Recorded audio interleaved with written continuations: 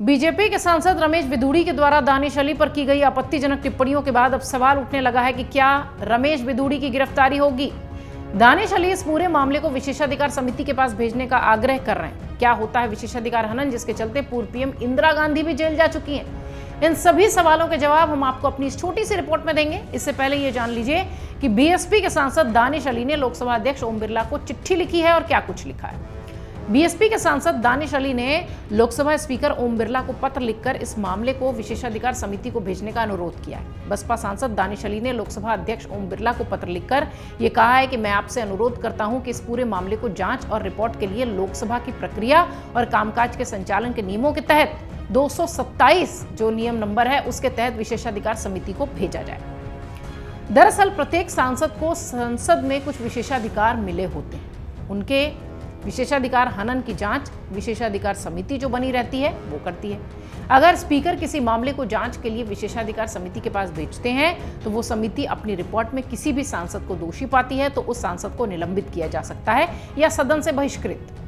विशेषाधिकार हनन का दोषी पाए जाने पर कार्रवाई सदन पर निर्भर करती है। अगर सदन चाहे तो माफी कर सकता है या चेतावनी दे सकता है या गिरफ्तारी के लिए कह सकता है। अब जान लीजिए, जिसका कि जिक्र हमने शुरुआत में किया था कि इंदिरा गांधी को विशेषाधिकार हनन के मामले में जेल जाना पड़ा था। क्यों? कौन सा मामला था? विशेषाधिकार हनन के मामले में 20 दिसंबर 1978 को इंदिरा गांधी की संसद सदस्यता खत्म कर दी गई थी और उन्हें संसद सत्र चलने तक जेल भेज दिया गया था। हालांकि 26 दिसंबर 1978 को उन्हें रिहा भी कर दिया गया और एक महीने बाद उनका निष्कासन वापस ले लिया गया। आपातकाल खत्म होने के बाद मोरारजी देसाई सरकार के दौरान गृह मंत्री चौधरी चरण सिंह इंदिरा गांधी के खिलाफ विशेषाधिकार हनन का प्रस्ताव लेकर आए थे।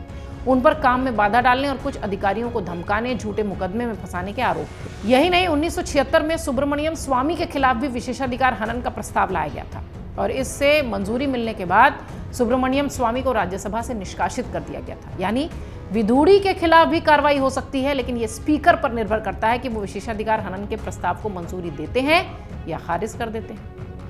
अब आपको बता दें कि संसद में रमेश बिधूड़ी ने ऐसा क्या कह दिया था जिस पर कि उनको चेतावनी और गिरफ्तारी जैसी मांग हो रही है। संक्षेप में इसको जान लीजिए। रमेश बिधूड़ी सदन में विशेष सत्र के चौथे दिन 21 सितंबर को लोकसभा में चंद्रयान 3 की सफलता पर बोल रहे थे।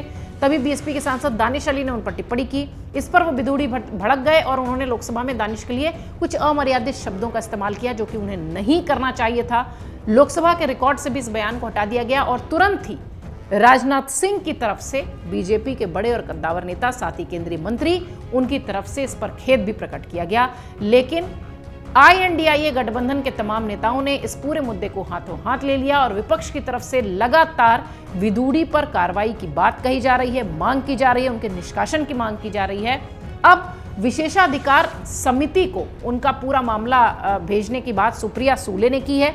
देखना यह है कि लोकसभा के अध्यक्ष इसे समिति के पास भेजते हैं, क्या कुछ होता है, क्योंकि इंदिरा गांधी भी विशेषाधिकार हनन के मामले में गिरफ्तार हो चुकी हैं। तो अब सवाल यह बनता है कि अगर कार्रवाई होती है तो क्या बिधूड़ी भी जेल जाएंगे? अमर उजाला अब आपके टीवी पर भी। अपने स्मार्ट टीवी पर YouTube पर सर्च करें अमर उजाला, चैनल सब्सक्राइब करें और देखें ताजा खबरें, वो भी HD क्वालिटी में।